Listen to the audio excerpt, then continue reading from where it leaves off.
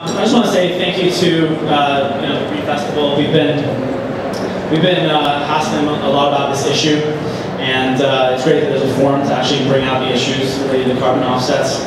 As Kevin mentioned, I gave up my car about 10 years ago after learning about and people say, oh, you're so selfless, what a sacrifice, and I gave up flying 3 years ago. After learning, more about what car dependence and plane dependence means for people, and people are being hurt by our activities. And people say, oh, you're so selfless, and what a sacrifice you made. I don't feel like that. I feel like I've given up smoking after I did when I gave up smoking. When I was a smoker, I was like, living without cigarettes is going to be so horrible. But then it's so much better. Like, as a cyclist, I get to breathe fresh air. I get to say hi to my friends. I'm getting fit. I don't have this car, hanging around my neck.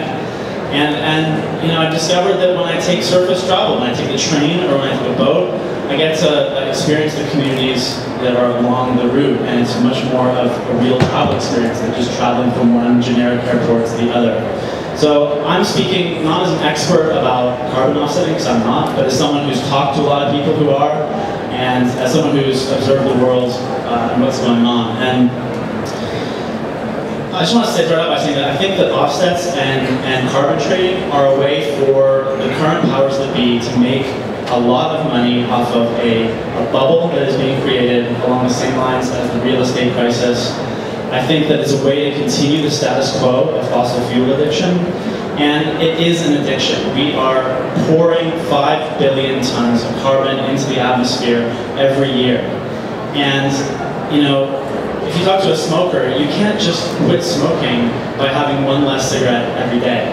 You need to have a quit day. You need to hit rock bottom and decide, this is not working for me, this is going to kill me, and we can't go on like this. So carbon offsets are a psychological mechanism for people and for companies and for countries to use to avoid taking the necessary steps that we need to take to reduce our emissions directly.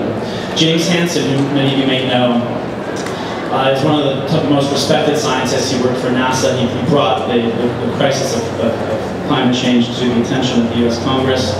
As a private citizen, he says that carbon trading is a false solution that dangerously distracts attention from the urgent need to pursue pathways to real and rapid emissions reductions.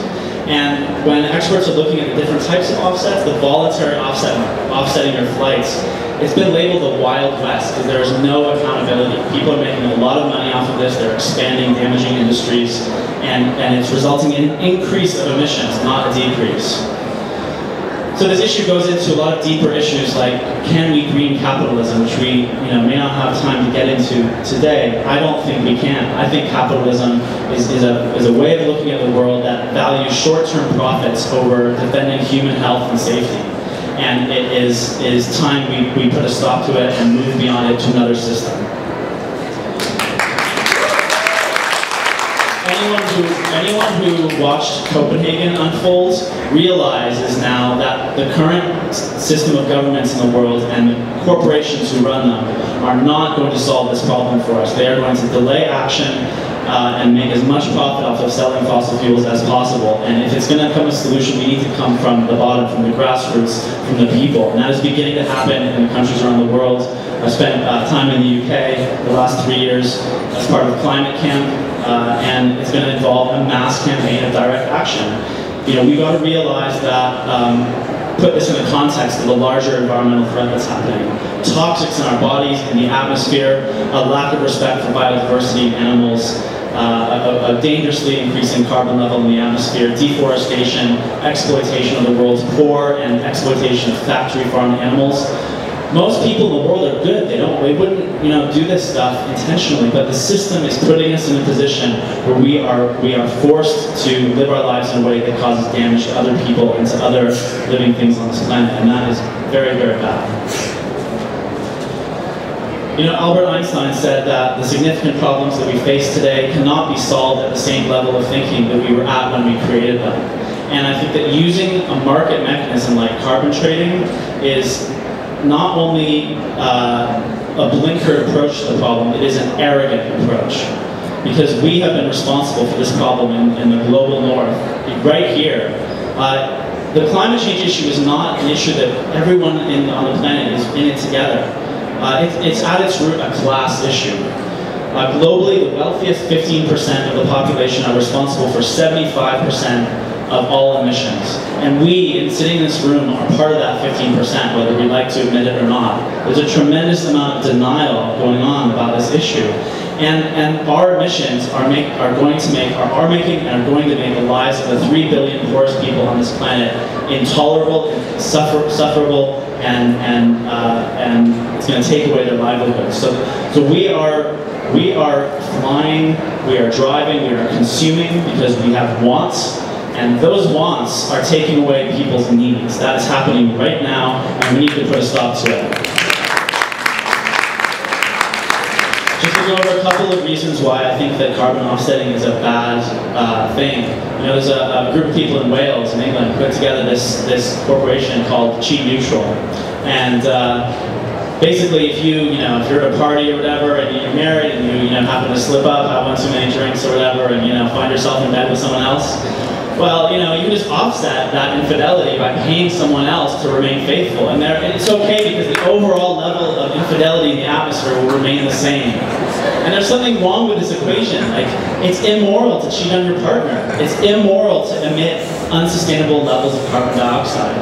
And no offsetting that is going to make a difference. Once carbon is in the air, it's in the air for over 100 years, and there's no offsetting that. There's no taking that back. The problem with offsetting is that it puts an assumption that we are going to destroy every forest, that we are going to burn all the fossil fuels, and that assumption, it only works if we do all that. So basically, it depends on a system that is unsustainable. We have a limited carbon budget, and we need to keep that carbon budget for heating and lighting and basic things that we need. Flying around the world on holidays is not something that we need to do to survive. We need to start acting like that.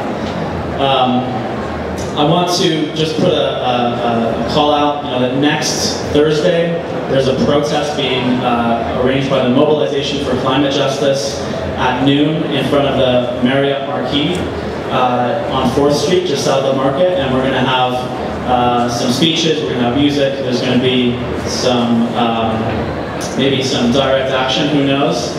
But if you want to come and get involved, people that brought about the climate crisis, the people that brought about the real estate crisis, these are the people that are now trying to profit from disaster.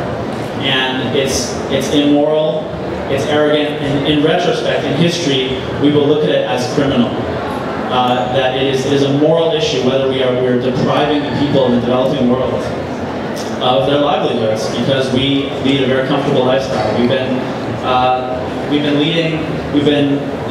having a party. It's been a big, big party, and we've been enjoying ourselves. It's been extraordinarily comfortable. But the party's over, and cheap fossil fuels are coming to an end. Our communities are remarkably vulnerable to shocks created by the high prices of the fossil fuels. So we need to have real reductions. We need to change the system. Offsets are a distraction to that system, and they make me sick.